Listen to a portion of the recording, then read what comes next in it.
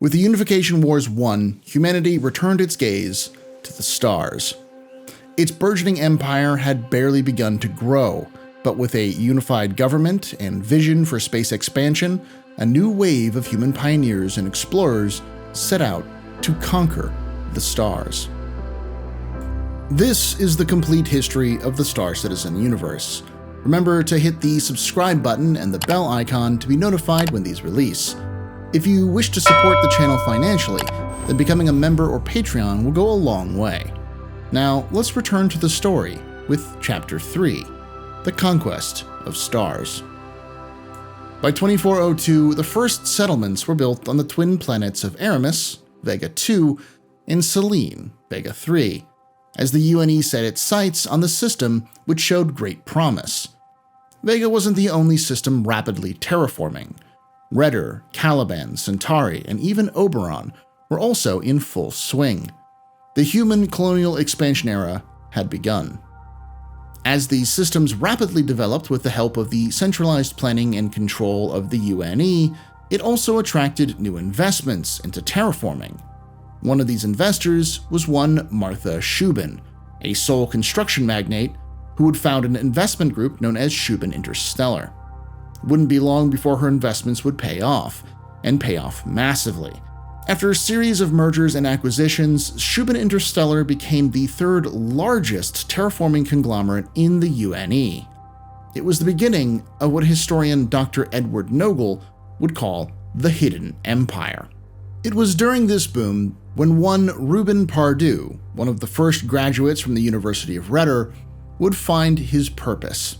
His graduate dissertation was on exploring the future applications of geohacking tech, also known as geoengineering.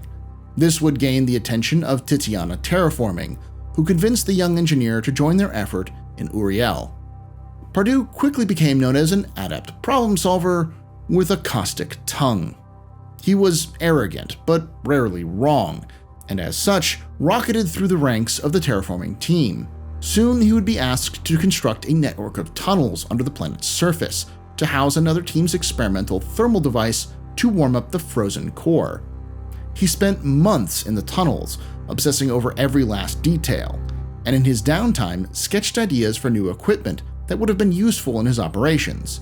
Famously, one of these devices would go on to become the Pyro Multitool, an indispensable part of modern space living. Unfortunately, on May 23, 2381, he was in the tunnels when a section of the operations hub collapsed, killing 37 and injuring dozens more, trapping Pardue in a connecting tunnel. When rescuers arrived, he was barely clinging to life and would go on to require his dominant left arm to be amputated. Titiana was obligated to cover the medical costs, and Pardue could have had the finest prosthetics available at the time. But he refused, letting his missing arm be a reminder of his failure. Ruben Pardue would quietly leave the company afterwards, a broken man in body and spirit. Luckily for him, an old college friend reached out upon hearing the news and asked for his help with a new endeavor. Pippa Broussard took over Grey Cat Industrial from her father Otis in 2380.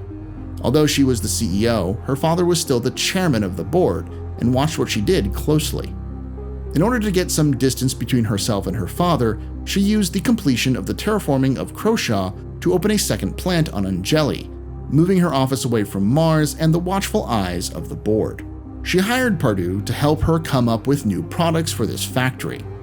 Ruben went right to work, pulling ideas from his time working on the Titiana team to create an armor that would have saved the lives of the workers who had died under his supervision, an armor that would have allowed him to keep his arm. This armor would become known as the Ariel armor and would be a huge success financially.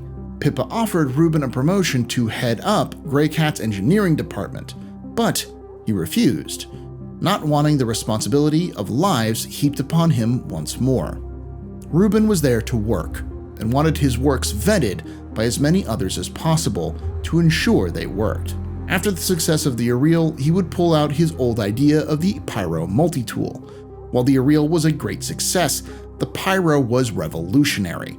Grey Cat couldn't physically keep up with the demand for the device, which was needed more and more as humanity was not just exploring the stars, but calling them home. It was at this time that the first real divisions began to form inside the UNE government. The time of unification had passed, and now the debate was on just how this unified government should handle the issues of space exploration and settlement. These divisions mostly centered around how much control should the government have over the various far-flung colonies. This manifested into two political parties, the Centralist and the Universalist, both of which still exist to this day. The Centralists believe in government regulation and spending, low tax rates, increased privacy laws, and less government spending. They want as little control as possible being held by the government over the people, believing what regulations and spending exist are used to ensure minimum control while giving maximum benefit to the people. This usually manifests with lower military spending and higher spending on infrastructure and projects. The Universalists believe in government control and increasing government regulations to ensure the government keeps its power. They prefer to lower taxes on the wealthy, cut expenditures where possible, and rely more on free trade methods to ensure the market dictates the way forward. Thus, typically, Universalists preferred a lighter hand in developing worlds compared to the Centralists, relying on the market more heavily. Both sides were hesitant to increase the power of the military, and as such, much of the UNE military forces were cut back to minimum levels, relying instead on local militia and security forces to act as peacekeepers. This also meant that the main role the UNE played was as a facilitator for exploration and settlement of systems, having a very light touch with anything outside of that purview. As more and more systems were becoming terraformed and settled, nav jumpers and explorers continued to look for greener pastures. The next big find was always just around the corner. Humanity truly felt as if there was no limit to its expansion. However, by 2412, it had been almost 50 years since the last system was discovered, until an accident propelled the expansion to new heights. Elaine Victus was a famed astrophotographer who was doing a deep field survey about half an AU out from Vega's cometary cloud. Victus had set up his ship to go dark, a mode which turned off all thrusters to allow him to capture a maximum scan resolution. However, as he turned on his expensive and sensitive stellar camera, he found it wasn't able to starlock because of an imperceptible movement of the ship. Curious, he checked his IFCS systems to find out there was microns of movements on his ship, caused by being within 400 meters of an uncharted jump point. This dumb luck would lead to a movement which would spread humanity faster throughout the stars. The story and the experience of the famed photographer would inspire the public, who were now clamoring for their own experience in new lands. It helped that the system Victus had discovered was one of the most perfect systems humanity would ever discover. This K-type main sequence star had 3 planets. The outer planet was a typical ice giant. The second planet was a smog world covered in thick clouds, which completely obscured the surface and rendered the world uninhabitable. It was the first planet that would cause such a stir. The planet was the best candidate for terraformation humanity had ever had. The soil was packed with super nutrients, which made the process of turning the world into a human-habitable one incredibly easy, allowing for the process, which usually took decades, to be only a few years. The spin doctors on Earth would name it Virgil to give it a sense of regal manifest destiny, as it resided in a region of space that scientists thought was inaccessible. When the terraforming process was completed, it became a lush, tropical world, a paradise world which would soon see its first city founded upon it, Kastak. Virgil's very publicly viewed rapid development and colonization inspired more people to try their luck on these new worlds and to try and find more Virgils. This would lead to the creation of a government-funded program known as Project Farstar. Terraforming companies and nav jumpers who focused their efforts into the region around Virgil were given massive government grants in order to hopefully find similar systems to Virgil. However, the next system to be found would prove to be far more interesting than anyone had realized.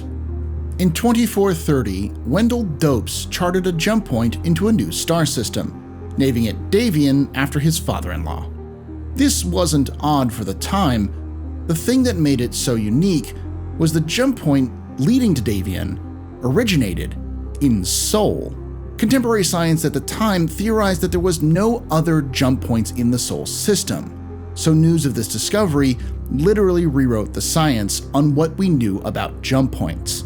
While this caused a lot of stir in the public sphere, the excitement quickly faded when it was revealed that the system was mostly unimpressive. It held 4 planets and an orange Type K main sequence star with little valuable resources, and only the second planet having marginal terraforming candidacy. Quickly, the system was relegated to a backwater frontier with little interest in settling it. This all changed in 2438. In that year, another system was discovered by one Adelaide Loris. Loris was a fugitive from the law, and it is likely she discovered this system far before this period and was using it to hide from security forces searching for her in Davian. However, likely in early 2438, she noticed nav jumpers exploring the area of the jump point and decided to take the risk to report her find and gift it to the UNE in order to get some leniency. To sweeten the deal, she even named the system after a law enforcement officer she knew well, named Marshall Cathcart. On June 12th of that year, one of those nav jumpers who was homing in on Loris's jump point, named Vernon Tarr, was close to finding it.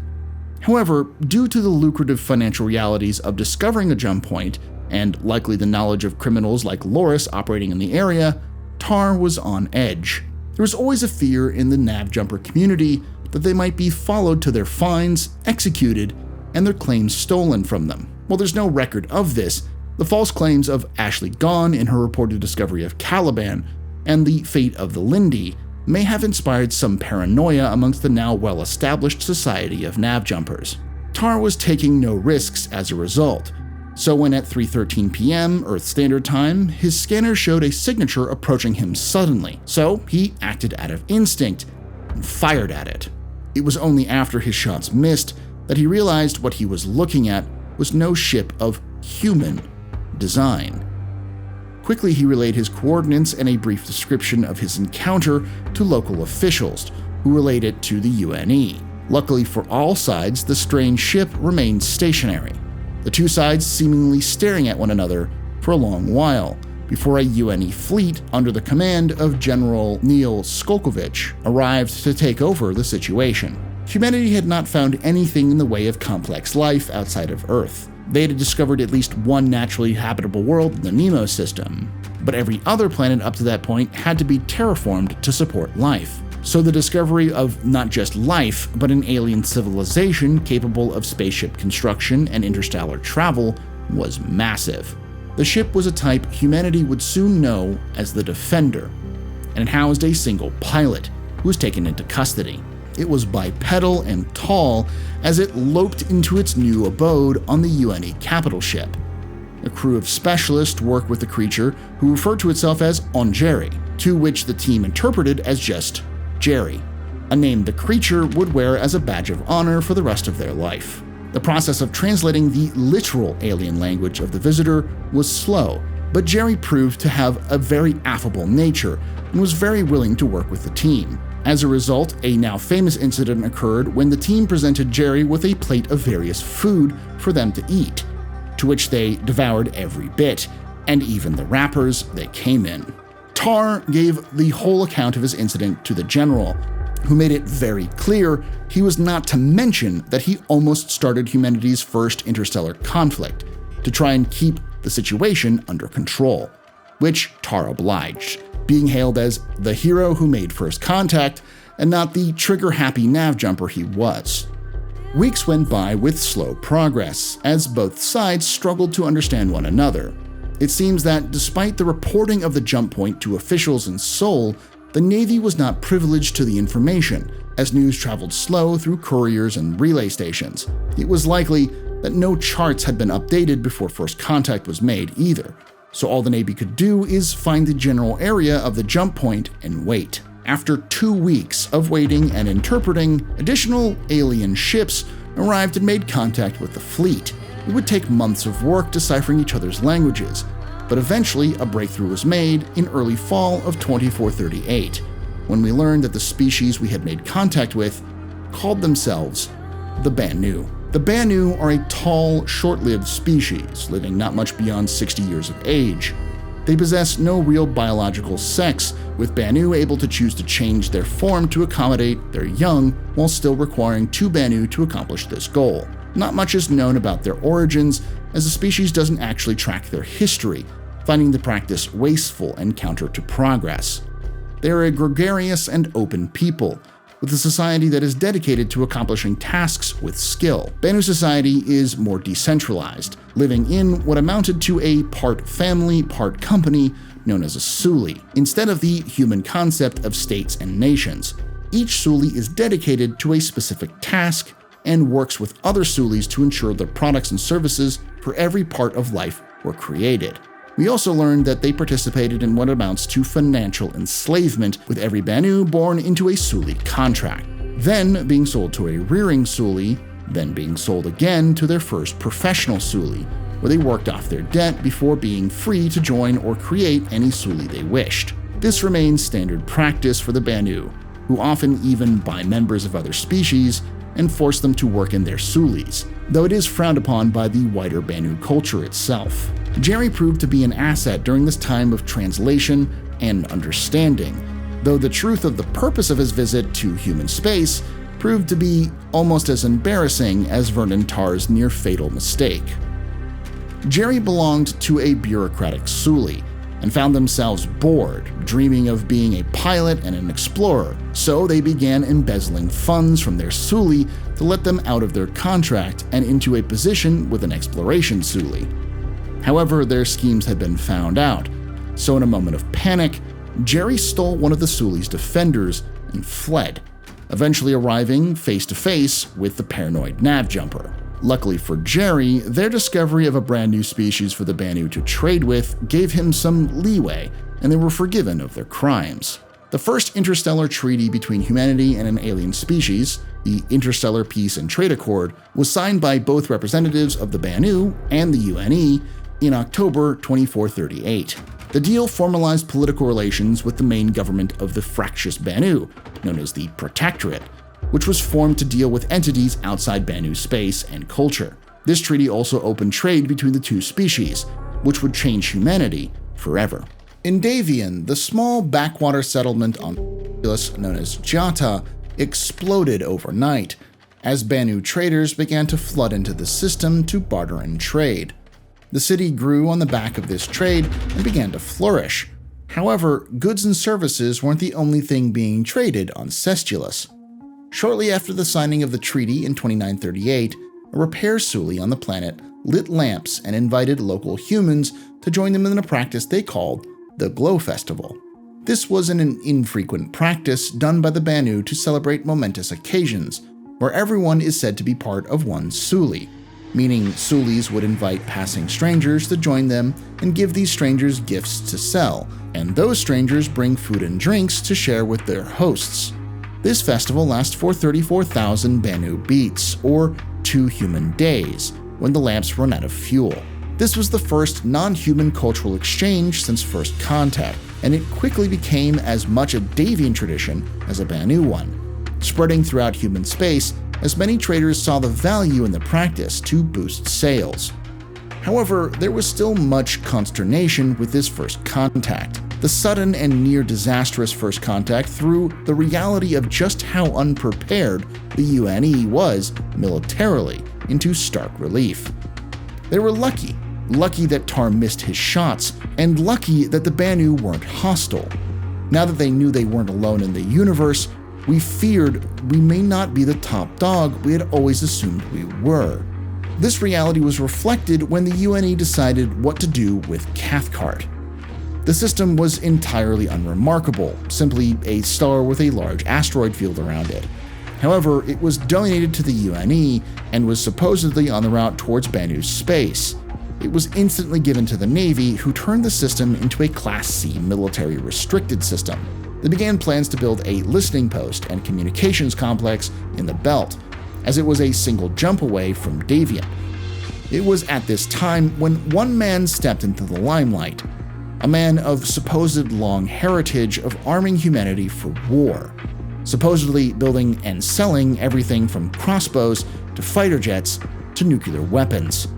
That man was Solomon Hurston. Solomon was the child of an entrepreneur, Janice DeLong, who had died just after he was born. After her death, the wealth of the company she formed did not make its way back to the Hurstons, a sore spot for the young Solomon as he grew up and went into business himself. He became an independent middleman, buying products from factories and filling government contracts with those goods, and earning a profit from the difference. He never bothered making his own products until he found a contract requisitioning lasers for a series of military space defense platforms. Solomon knew the perfect company to source the lasers from, cheap and up to spec. The only issue was that that company was going out of business and wouldn't be able to produce the number of lasers in the required time. So, Solomon took a risk and purchased the company outright, renaming it Hurston Dynamics. His gambit worked, and the nascent UNE began to notice the small up-and-coming weapons company, relying more and more on the rising company to outfit the UNE Navy, beginning a relationship that exists to this day. 3 years after first contact in 2441, another system was discovered through Vega by famed for-profit explorer Bao Yun. Him and his crew charted the new system and found 4 worlds with the only green band candidate mostly unremarkable. Thus he sold the rights to the UNE, who named it Bremen, and marked it for development, beginning the terraformation process of Bremen II to become known as Rytif. This system wasn't seen as vital to the defense of humanity, did not reside on trade lanes, and possessed little in the way of valuable resources, but it did have good soil. So quietly, small numbers of settlers began arriving at the planet to claim and set up their initial homesteads, including the Kerner family, a family who would rise to have an outside influence on the history of humanity in due time. On March 5, 2445, Dominic Thapa, a UNE pilot stationed in the Cathcart system, was surveying the system when they found what they were looking for, a new jump point. This jump led to a bluish-white A-type main sequence star, 5 planets, and a mineral-rich asteroid belt. This new system showed a lot of potential and held the second naturally habitable planet humanity had ever discovered, which was the 3rd planet from the star. It also had another planet with a potential for terraformation and a unique smog world with high quantities of nitrogen. There was one issue, however. The only way to get access to this new system was through the classified Cathcart system, an issue that would take time to address. In the meantime, another system was discovered from Nemo, one that would finally connect Banu and human space, the Corel system. Discovered in 2449, this system was the result of dedicated effort to map and control the region of space between humanity and the Banu. You see, Davian doesn't actually border Banu's space. The Banu seem to not have revealed the locations of their systems during first contact, and as the closest Banu world from Cathcart was several jumps away and wouldn't be found for centuries, humanity was searching for a connection between the UNE and their new trade partners. It is likely that this system wasn't known to have a connection with the Banu space for at least 2 decades after its discovery, around the 2460s. It was then that the route between Corel and what is known as the Banu system of Gedon was likely first discovered. Corel has 4 planets in the system, the first having its crust blasted away by the yellow dwarf of the Sun, which was much like our own. The second planet is coreless, with no atmosphere but an abundance of mineral resources which were too costly to extract at the time. The third planet would be named Glow and was the best candidate for terraformation, having mostly flat, dusty plains and thus being perfect for landing facilities for ships. Thus, Lo would become the new hub of information and trade between humanity and the Banu. The main habitation area, named New Junction, built around the equatorial plains of Koth. This made the location reachable year-round with little issues, other than the oppressive heat, which was constant. The final planet in the system was named Castor, and was technically in the habitable green band for terraformation, though just barely. Thus, early settlement was focused on Lo. By 2460, Hurston Dynamics had grown tremendously, buying up smaller companies, mines, and suppliers in order to meet the demands of its large portfolio of government contracts. It had become indispensable to the UNE, and as Hurston continued to show its competence in not only building weapons, but in doing so under budget, the more the government leaned on them. With such a massive company, Solomon needed to ensure that each new acquisition was run by someone he trusted, not wanting the fate of his mother to befall the family once more. Thus began the tradition of placing a family member at the head of each company. This would swiftly be put to the test, however, as Solomon's own son, Darrington Hurston, was placed as the head of a factory that produced mag resistors for railguns. It became apparent that the cost of manufacturing them was so high that his factory was barely breaking even. However, rather than improving production methods or negotiating for better material prices, Darrington cut corners. This choice ended in disaster, when a malfunction in a Hurston Dynamics mag resistor caused an accident when a Navy railgun was fired, and resulted in the deaths of several Navy personnel. This incident ruined the reputation of Hurston Dynamics, who lost several important contracts as a result of the accident. The response from Solomon was swift and brutal. In order to save what little face he could, he swiftly and very publicly fired Darrington, vowing to regain the trust of the UNE, a promise he would end up sticking to, though it would take years and drastic changes in policy. In the 2460s, nav jumpers continued to push the human colonial expansion era by discovering Faron in 2460. It was discovered by Pali Laumet of the nav jumper organization known as the Soul Astro Exploration Society, or SAS. These were not ordinary adventurers, but highly affluent members of Soul Society, who dedicated themselves to exploration of new star systems. Their private efforts were behind much of the exploration that would occur during the colonial expansion era. Laumet and his crew were exploring the expanse of Croshaw for several months, and his crew were restless, and their supplies were dwindling. He surmised that they were days away from having to give up and return to Sol, when one of his crew, Darcy Faron, noted that their quantum fuel calculations were off. Laumet double-checked the figures and surmised that the extra burn-off was due to the pull of an unmarked jump point. 2 days later, him and his crew became the first humans to jump to the system that Laumet named after his crew member who had brought him the information of the quantum fuel discrepancy, Faron. As was tradition with the SAS, when the ship returned to Sol, Laumet gifted the discovery to the UNE as a philanthropic gesture. The UNE dispatched survey teams to discover the new system was loaded with riches beyond imagining. While the first planet is mostly known for being the subject of debate between scholars over it being either a protoplanet or a mesoplanet, Faron 2 and 3 were filled with exploitable resources, with Faron 3, soon to be known as Asura, being the best candidate for terraformation, as Faron 2 was coreless and had no atmosphere. Faron 4 was more dangerous, as it has a thick layer of metallic hydrogen, which acts as an electrical conductor and interferes with ships' avionics. This discovery created a gold rush into the system, as Earth was beginning to once again rise in population. With the resources of the galaxy now flooding back to Sol, the seat of power was experiencing unsustainable growth. So when the UNE opened up settlements, a flood of corporate and private interests descended upon Asura. Soon, corporations and private citizens were exchanging heated words and, in some cases, rounds of ammunition over their land claims.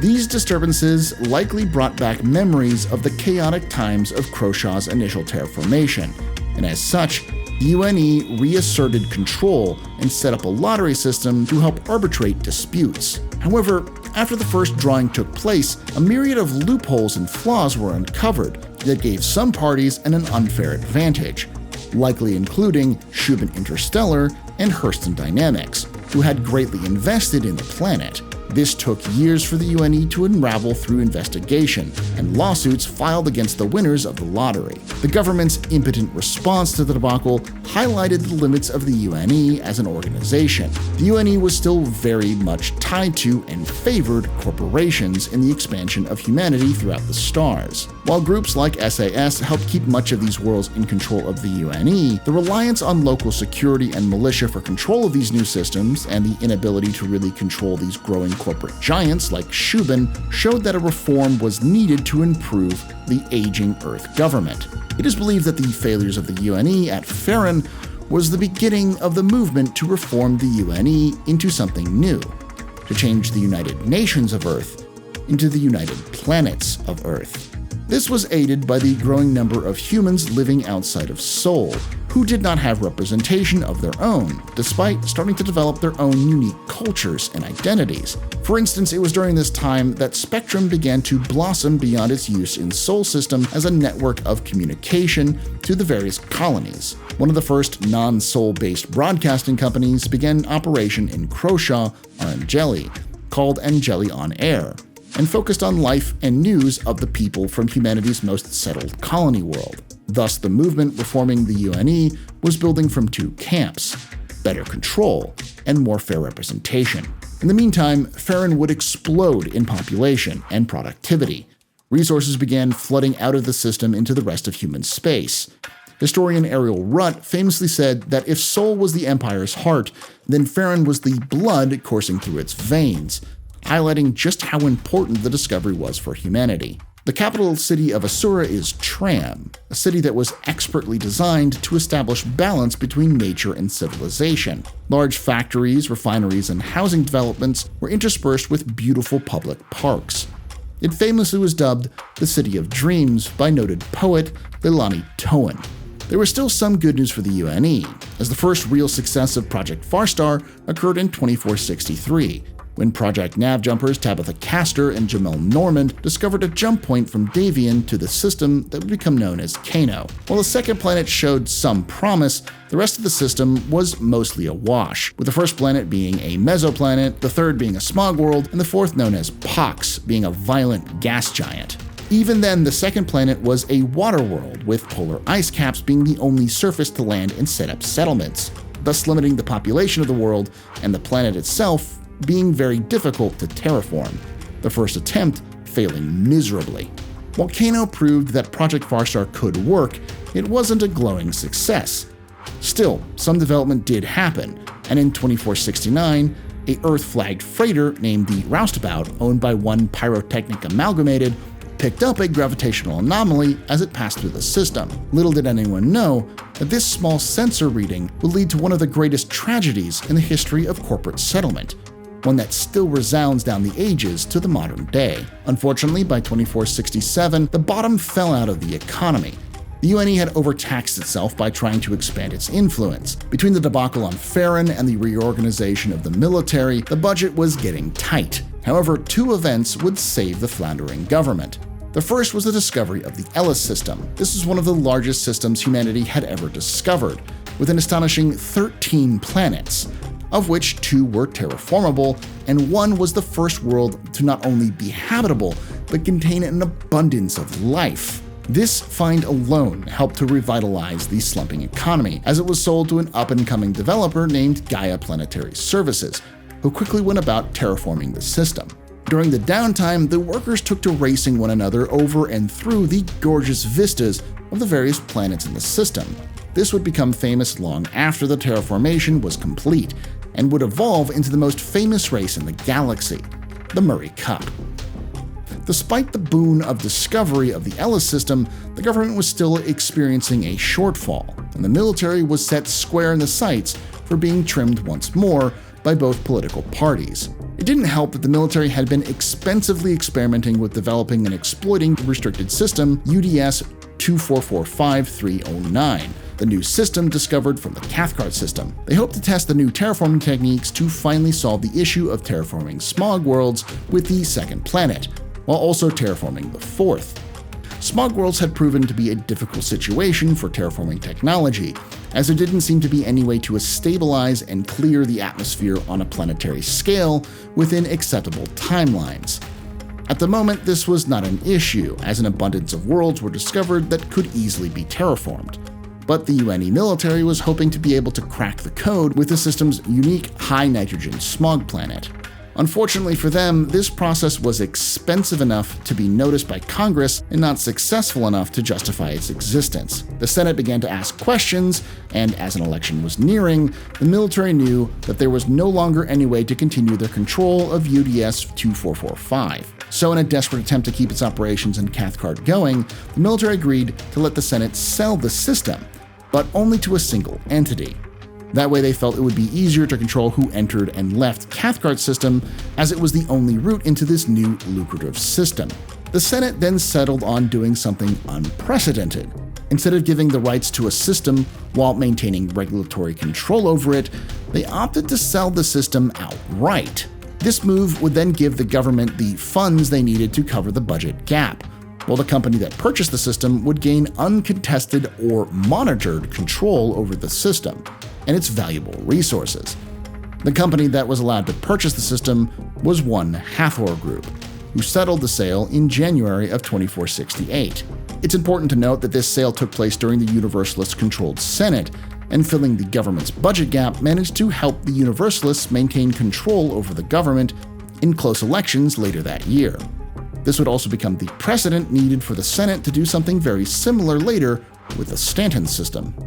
In 2473, another odd system was discovered, the Min system. This scientific anomaly was not a star system, but a planetary one, a single rogue gas giant with 4 moons. This is still considered odd, as it is one of the few systems to buck the trend of having no star while having multiple jump points. The mystery extends even deeper, as the thermal heating provided by the gas giant has warmed the second moon to not only be warm, but host bioluminescent bacteria, meaning there is life where there has never been a sun. A year later, Project Farstar scored its second victory with the discovery of the Tiber system. This was the first system to be discovered from Virgil, but sadly was not nearly as desirable. With only 2 minor planets without a nexus of jump points or any exotic resources, the system was once again seen as a letdown. Though unlike Kano, the Second World had great potential for terraformation and resources, which attracted smaller mining firms looking for cheap resource rights. The next year, yet another system was discovered, this time by the famed UNE survey ship, the Mythic Horizon, and its captain, Glenn Whitaker. This system had only 4 planets, and the only candidate was a high-risk one, a moon orbiting the second planet. The system earned the reputation for ruthlessness right away, as one of the Mythic Horizon's survey ships was caught in a meteor storm and destroyed near the third planet, killing the crew. While the Mythic Horizon would mourn, the system would earn the name Tyrannus, a name it would live up to in the years to come. By 2480, many issues were beginning to emerge in the UNE. With over 25 systems being discovered, the chain of communications and development was becoming untenable. It was becoming increasingly difficult for the government to even know what was going on in its far-flung colonies, and the rapid pace of discovery and settlement of systems was just increasing. Something had to be done, and an unlikely company would arise to help solve that issue. In 2480, a small spacecraft manufacturer was founded called Asiato Shipworks. Their spaceships were less than notable, but their pivot away from building ships was what made this small company stand out. 5 years later, the company rebranded itself as Asiato Comrelay and began to build communications drones. These drones took the place of the early nav jumpers and acted as relay messengers, traveling across systems and through jump points to transmit their data. Asiato would come to dominate this market and help to connect the growing empire as never before. Sadly, this would lead to the abandonment of the military presence in Cathcart, as the large station that had begun construction was quickly deemed unnecessary, as technology advanced to no longer require large communication relays so far from core worlds, thus leaving their complex station half-finished in the void to save money. By the end of the 25th century, humanity was in the middle of their golden age of exploration and colonization. But like children coming of age, we were heading towards a rude awakening. How very appropriate then was, at this time of humanity's ascension into interstellar empire, that an old morality tale first became published, A Gift for Baba.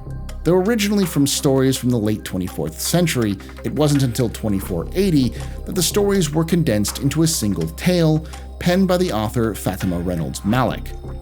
The tale follows the story of 3 siblings: Selen, the sister quick to anger, Yella, the cool and calculated sister, and Damar, the brother who easily wandered off, getting lost and separated from his 2 sisters. The series of stories covered their adventures as they attempt to deliver the perfect gift for their grandmother Baba, who lived on Ganymede, but as they departed their homeworld of Mars, their adventures would take them all over humanity's far-flung systems. The morals of the story differ, though the main theme is cohesion.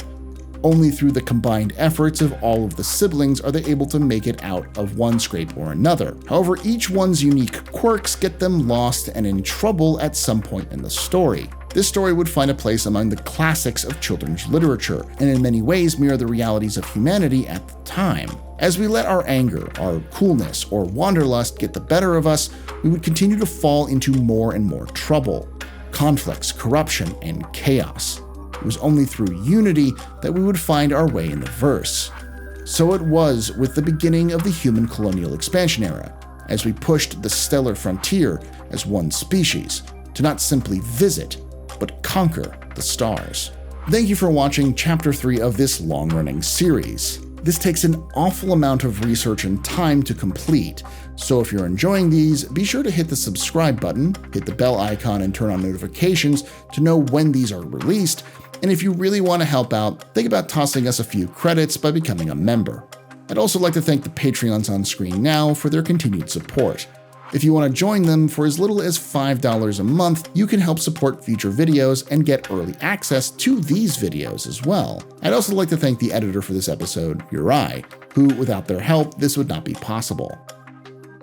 I'd also like to shout out the artists who work on the music for these videos, NuSoul, who have been making Star Citizen fan music for years. Be sure to check out both in their sites linked in the description. This is the most ambitious project I have ever attempted to make.